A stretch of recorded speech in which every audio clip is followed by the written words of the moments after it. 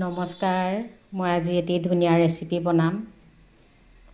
এয়া অলপ মাছ লৈছোঁ আৰু এয়া কচু বাও, কচুৰ ডং, যিটো আহিনা কচুৰ ডং। এটা থলুৱা খাদ্য, গাঁৱৰ সমাজত খুব চলে আৰু খুব স্বাস্থ্যকৰ হয়, কোনো স্বাস্থ্যৰ অপকাৰ নকৰে। ইয়াত বেছি মা মছলাৰ কোনো প্ৰয়োজন নাই, খাবলৈ খুব ভাল হয়। আহকচোন চাওঁ মইনো কেনেকৈ বনাওঁ।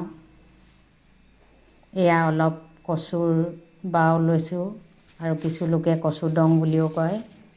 এয়া আহিনা কচুৰ ডং হয় আৰু এয়া অলপ মাছ লৈছোঁ।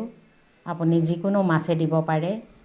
মোৰ ৰৌ মাছ আছিলে, তাকে লৈছোঁ। আৰু এয়া কঁঠাল গুটি, অলপ কঁঠাল গুটিও বইল কৰি লৈছোঁ। আপুনি মাছ, যি মাছ থাকে সেইটোৱে দিব পাৰে। এতিয়া গেছত এখন কেৰাহী পাতিছোঁ আৰু ইয়াত মই মিঠাতেল ব্যৱহাৰ কৰিছোঁ। আৰু এতিয়া এই মাছৰ পিচকেইটা মই অলপ ফ্ৰাই কৰি ল'ম।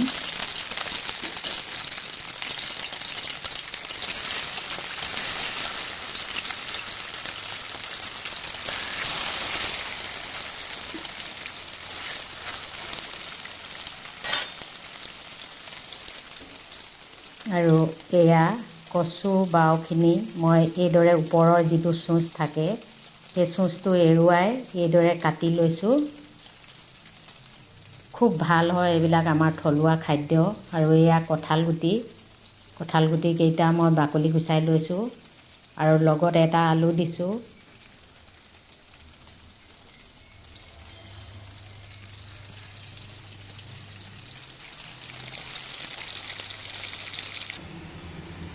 এতিয়া মোৰ এই মাছ ফ্ৰাই কৰা হৈ গৈছে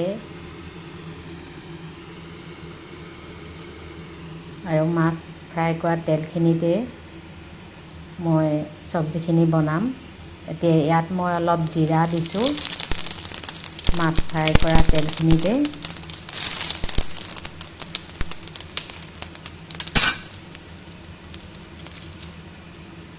আৰু দুটামান শুকান জলকীয়াও দিছোঁ।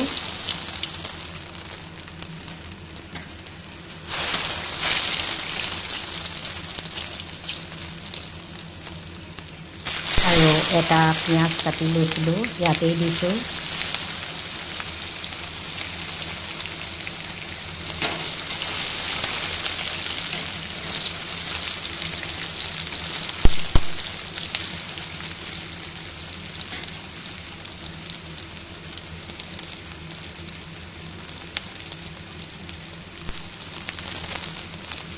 আৰু দুখিলামান তেজপাত দিছোঁ।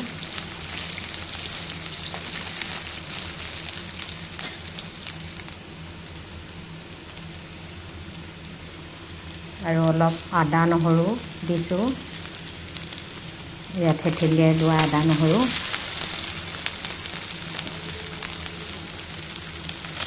আৰু এতিয়া এই কচু বাওখিনি মই ইয়াতে দিছোঁ আৰু এইখিনি অলপ মই ভাজি ল'ম।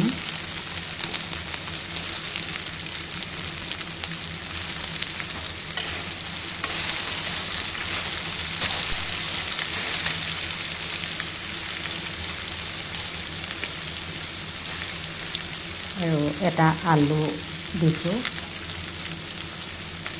এইদৰে পিচ পিচকৈ কাটি লোৱা আলু।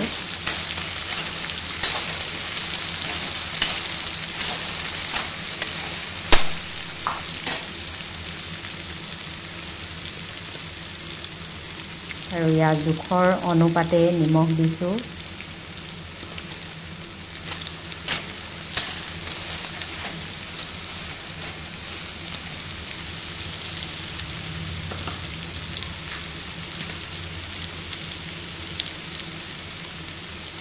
এয়া হালধি দিছোঁ।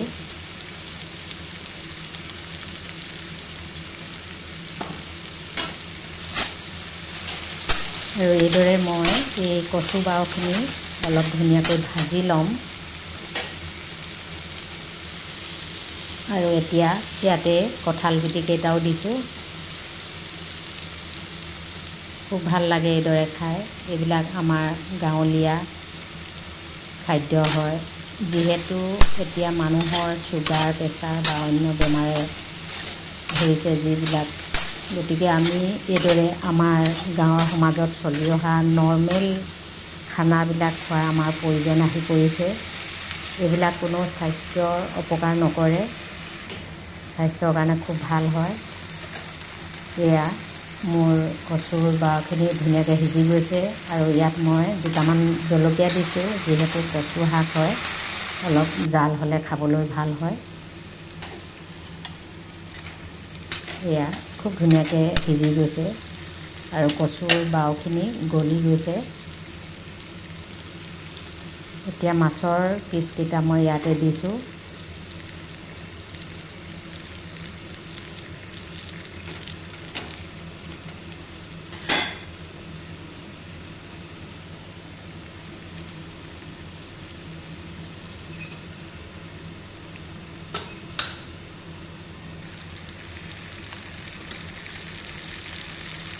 এতিয়া মই অলপ পানী দিছোঁ ইয়াত মাছৰ ৰসটো ওলাবৰ কাৰণে আৰু কচুৰ শাককণৰ লগত মিলি যাবৰ কাৰণে ইয়াত অলপ পানী দিছোঁ।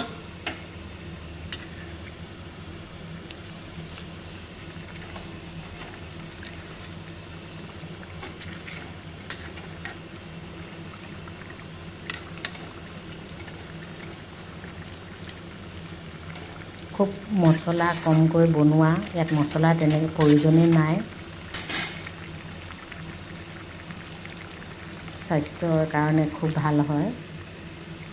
এয়া চাওক খুব ধুনীয়াকৈ সিজি গৈছে।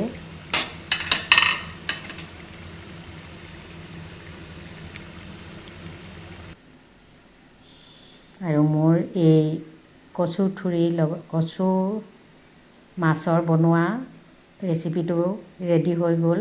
যদি আপোনালোকে মোৰ এই ভিডিঅ'টি ভাল পাইছে তেনেহ'লে লাইক, ছাবস্ক্ৰাইব আৰু শ্বেয়াৰ কৰিব। আৰু যিসকলে খোৱা নাই এইদৰে বনাই খাই চাবচোন।